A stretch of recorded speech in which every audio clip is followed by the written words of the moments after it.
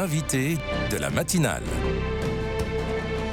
KTO Radio. C'est la fête liturgique aujourd'hui de la présentation de Marie au temple. La tradition retient que les parents de Marie, Anne et Joachim, l'ont présentée au temple dès l'âge de 3 ans pour la consacrer à Dieu.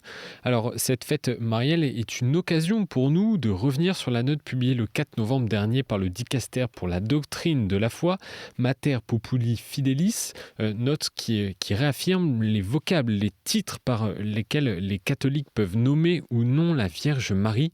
Alors, pourquoi ces précisions doctrinales ? Eh bien, on vous pose la question ce matin, Père Guillaume de Mentières. Bonjour. Bonjour, monsieur. Merci d'être avec nous. Vous êtes professeur de théologie au Collège des Bernardins et auteur de plusieurs ouvrages sur la Vierge Marie. Alors, le sous-titre de cette note, c'est « Note doctrinale sur certains titres mariaux relatifs à la coopération de Marie à l'œuvre du salut ». Alors, que contient cette note, rapidement ? Alors, en gros, on peut dire qu'il y a des précisions qui sont données sur 2 titres fondamentaux. Le titre de co-rédemptrice, tout d'abord, et le titre de médiatrice de toute grâce, ensuite. Alors, d'abord, le titre de co-rédemptrice, le document signale que ce mot, qui est de facture récente et qui n'a pas donc d'ancrage ni biblique ni très traditionnel chez les pères, ce mot doit être expliqué. Il est probablement inopportun de l'employer parce qu'il demande trop d'explications pour être bien compris. Alors ce mot a été forgé, à vrai dire, parce qu'on a réagi à l'appellation rédemptrice qui paraissait scandaleuse puisqu'elle paraissait mettre Marie au même titre que Jésus. Donc on a forgé ce vocable au XVe siècle de co-rédemptrice pour essayer d'expliquer que Marie était subordonnée au Christ. Mais malheureusement, aujourd'hui, le préfixe « co » indique plutôt une égalité qu'une subordination. De sorte qu'aujourd'hui, on est obligé d'expliquer tout le temps, quand on parle de Marie co-rédemptrice, ce qu'ont fait certains papes, dont Jean-Paul II, on est obligé d'expliquer qu'attention, Marie participe de manière éminente à la rédemption, mais de manière tout à fait subordonnée par rapport à son divin Fils, Jésus, qui est l'unique rédempteur. Si vous le voulez bien, Père, on ne va pas aller trop loin dans l'analyse pour l'instant, on va y revenir. Je voulais vous poser une question au cœur de l'intention de la note également, pour le Dicaster de la doctrine de la foi, c'est de rappeler, je cite, l'unicité du Christ dans la médiation de la grâce. Expliquez-nous ce que ça veut dire, pourquoi ?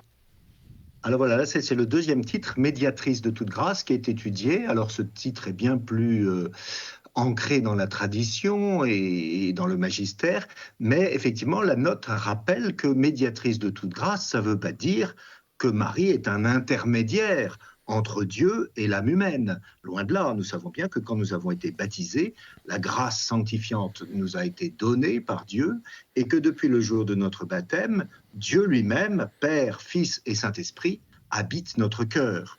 Et cela de manière immédiate. Il n'y a pas besoin de la médiation de Marie pour que Dieu habite dans notre cœur depuis le jour de notre baptême. Donc c'est pour bien préciser ces choses que la médiation de Marie dont on parle n'est pas à comprendre comme un intermédiaire, encore moins comme un obstacle, évidemment, entre Dieu et nous. D'ailleurs, on ne voit pas très bien comment celle qui a permis que Dieu vienne jusqu'à nous, eh bien, pourrait être un obstacle entre Dieu et nous. Je vous propose donc de revenir sur le terme de co-rédemptrice. Vous avez parlé de Saint Jean-Paul II qui a plusieurs fois employé le terme de Marie co-rédemptrice. Le Dicaster pour la doctrine de la foi a donc tranché. En quel sens et pourquoi ? Réexpliquez-nous.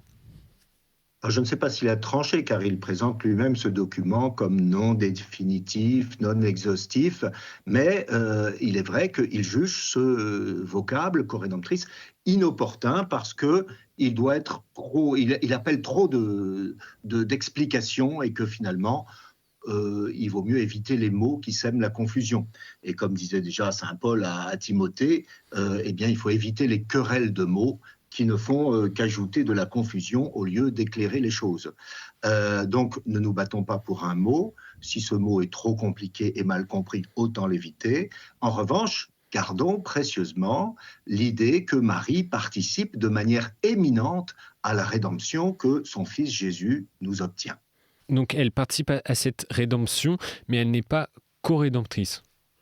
Alors, Il y a c'est une là où nuance, c'est ouais. un peu compliqué. Ouais. Il y a une nuance, c'est un peu compliqué parce que, évidemment, les artisans de ce vocable co-rédemption voulaient précisément dire que Marie participait à la rédemption, mais à un étage, à un rôle second, d'une manière subordonnée. Or, c'est ce qui n'est plus compris avec le préfixe co aujourd'hui. Et on est toujours devant une difficulté vis-à-vis du vocabulaire marial, c'est que d'un côté, Marie n'est pas Dieu, donc tout le vocabulaire divin ne lui convient pas.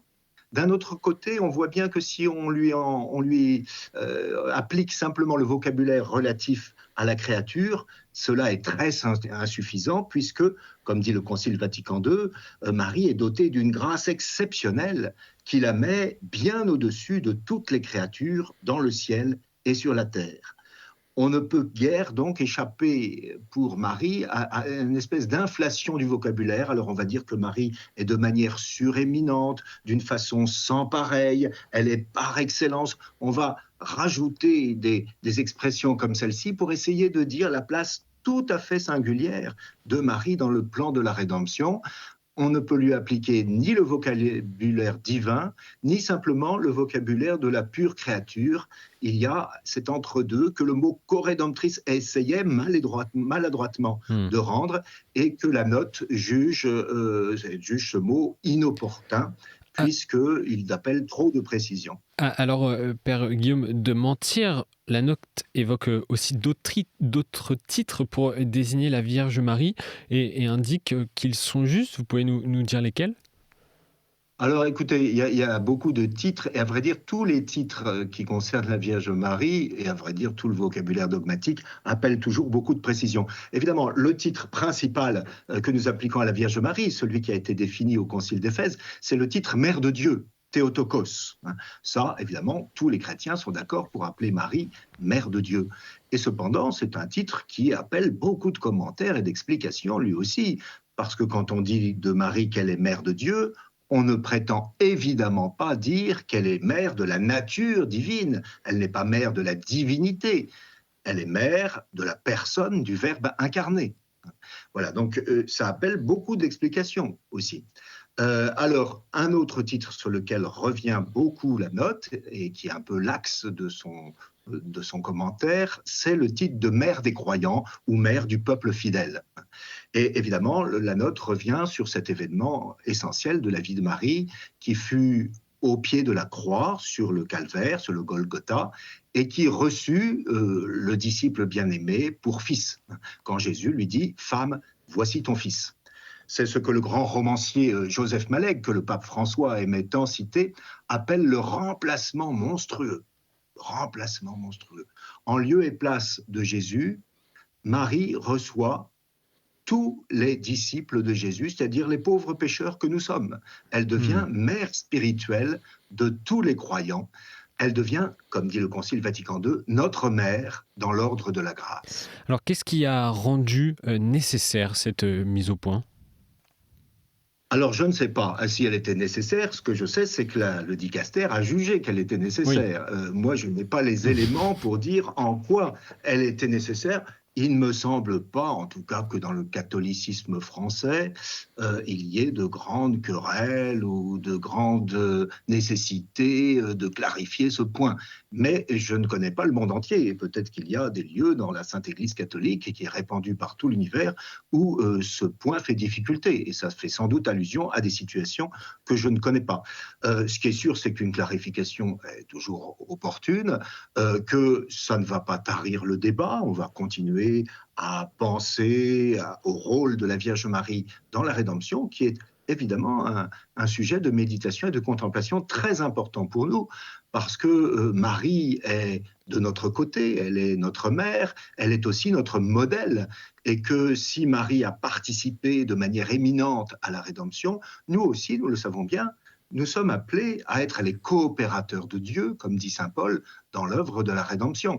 Donc ça nous montre un peu le rôle que nous aussi, nous devons avoir dans la diffusion du salut acquis par Jésus-Christ tout seul. Et on perçoit bien aujourd'hui partout dans le monde la vigueur de l'expression populaire de la foi. La figure de Marie tient une grande place dans le cœur des gens. Ah, certainement, certainement. On dit beaucoup qu'il y a beaucoup de choses qui vont pas bien dans l'Église. On est bien placé pour le savoir, qu'il y a un certain désaffection de la fréquentation des sacrements, par exemple. Il y a une chose qui semble ne pas désemplir, hein, ce sont les sanctuaires. Les sanctuaires mariales, parce que moi j'aime bien mettre l'adjectif marial au pluriel avec un S, et non pas Mario, mais enfin bon, ça c'est un débat de linguiste. Les sanctuaires où l'on vénère la Vierge Marie ne désemplissent guère, hein. Et la dévotion populaire, l'élan qui porte depuis l'origine les chrétiens à vénérer la Vierge Marie, ça ne se dément pas. Et heureusement, car c'est, comme le dit la note, un trésor de l'Église, cette piété mariale. Et Dieu sait si la note est prudente pour dire attention, nous ne prétendons absolument pas amoindrir ou réfréner l'élan de la dévotion mariale, loin de là. Et la façon de qualifier la Vierge Marie importe peu au final aux fidèles qui prient et qui invoquent la Vierge. Vous savez, une fois qu'on a dit Mère de Dieu, on a tout dit, hein. L'essentiel, la quintessence du dogme marial, c'est cette appellation Mère de Dieu. C'est-à-dire qu'on reconnaît que Marie a mis au monde pas simplement un homme qui par la suite deviendra Dieu, mais qu'elle a mis au monde Dieu, le Verbe de Dieu, le Fils de Dieu lui-même. Donc dès le premier instant de sa conception, dans le sein de Marie, il y a Dieu, le Rédempteur, qui est présent. Une fois qu'on a reconnu ça, que Marie est véritablement la mère de Dieu, tout le reste n'a pas beaucoup d'importance. C'est des questions de vocabulaire. C'est des questions de vocabulaire. Donc là, on peut... Et c'est normal que la langue évolue. Donc les vocables pour désigner une même chose peuvent évoluer aussi. C'est tout à fait le cas des mots co-rédemptrice, par exemple, hein, où le co ne veut plus dire la même chose aujourd'hui qu'au XVe siècle, probablement. Et une dernière question pour conclure cette interview, ça va vite. Quel est le message le plus important à retenir selon vous de cette note intitulée « Mère fidèle du peuple » en français ?